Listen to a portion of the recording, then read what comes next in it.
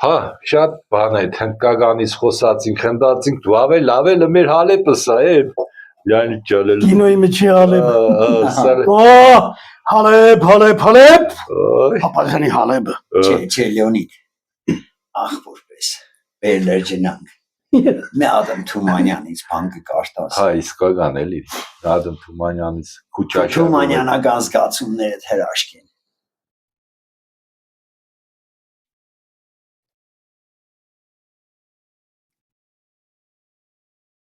Կես գիշերին կանթեղը վառ, կախենկաց երկնքից, լուսավորչի կանթեղն անմար հայոց մտնած երկնքից, կախենկաց առանց պարան, արագացի կատարին ու սեղանից հսկայական լույս է տալիս աշխարհին, լույս է տալիս երկար դարեր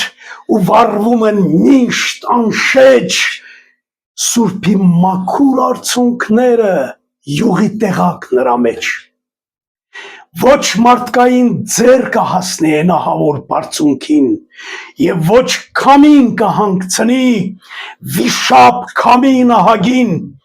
երբ տիրում է մութխավարը չնաշխարհիկ մեր երկրին երբ տիրում են ահն ու վախը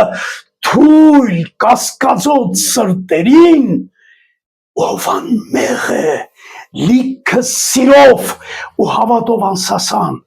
ով նայում է վառ հույսերով դեպի հայոց ապագան նա կտեսնի այն մշտավառ ջահը կախված երկնքից ասես Աստծո աչքը պայծառ հսկում է ցած երկնքից քո տվածից ամեն անգամ երբ մի բան ես դու տանում ամեն անգամ երբ նայում եմ թե ինչքան է դեռ մնում զարմանում եմ թե ով շռայլ ինչքան շատ ես տվել ինձ ինչքան շատ եմ դեռ քեզ տալու որ միանանք մենք նորից Ապրիչ շնորհավորություն Լեոնիդ ջան, ապրիչ Կարագները Բան է, բայց պետք է ասիկ լավ միտք է, հարեք ես բանաստեղծությունները ժողովրդին կրտենք, գիտեմ, չես սերիալները նայելով միշտ զգում կա։ Հետաքրքիր է, այ հեմի մի բան եմ խնդրեմ, շատ կխնդրեմ,